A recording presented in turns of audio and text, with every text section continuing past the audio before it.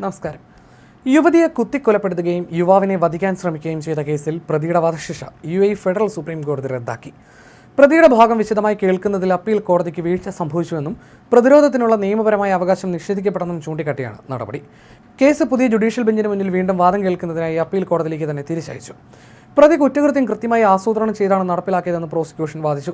കടയിൽ നിന്ന് മൂർച്ചയുള്ള കത്രിക വാങ്ങി ഒളിപ്പിച്ചു വെച്ച പ്രതി തങ്ങൾ താമസിച്ചിരുന്ന കെട്ടിടത്തിന്റെ ടെറസിലേക്കുള്ള കോണിപ്പടിയിൽ യുവതി ഒറ്റയ്ക്കാകുന്നതുവരെ കാത്തിരുന്നു. തുടർന്ന് കത്രിക ഉപയോഗിച്ച് ക്രൂരമായി കുത്തിപ്പരിക്കേൽപ്പിക്കുകയായിരുന്നു.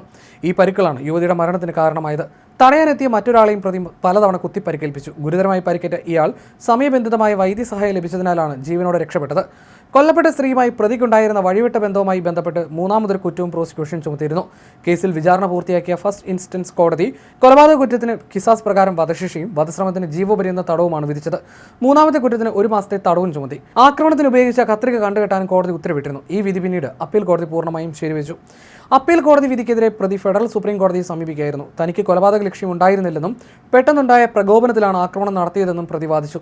സംഭവ സമയത്തെ തന്റെ മാനസികാവസ്ഥ നിർണ്ണയിക്കാൻ സൈക്കാട്രിക് പരിശോധന നടത്തണമെന്ന പ്രതിഭാഗത്തിന്റെ ആവശ്യം അപ്പീൽ കോടതി തള്ളിക്കളയുകയായിരുന്നു. എന്നാൽ കേസിന്റെ ഗതിയെ തന്നെ സ്വാധീനിക്കാൻ ശേഷിയുള്ള പ്രതിഭാഗത്തിന്റെ വാദങ്ങൾ പരിശോധിക്കുന്നതിലോ അവ തള്ളുന്നതിന് വ്യക്തമായ കാരണം നൽകുന്നതിലോ അപ്പീൽ കോടതി പരാജയപ്പെട്ടെന്ന് സുപ്രീം കോടതി ചൂണ്ടിക്കാട്ടി. പ്രതിരോധത്തിനുള്ള അടിസ്ഥാന അവകാശം ലംഘിക്കപ്പെടുന്ന കണ്ടെത്തിയതിനെ തുടർന്നാണ് കീഴ്ക്കോടതി വിധി റദ്ദാക്കി കേസ് പുതിയ ബെഞ്ചിന്റെ പരിഗണനയ്ക്കായി മാറ്റിയത്.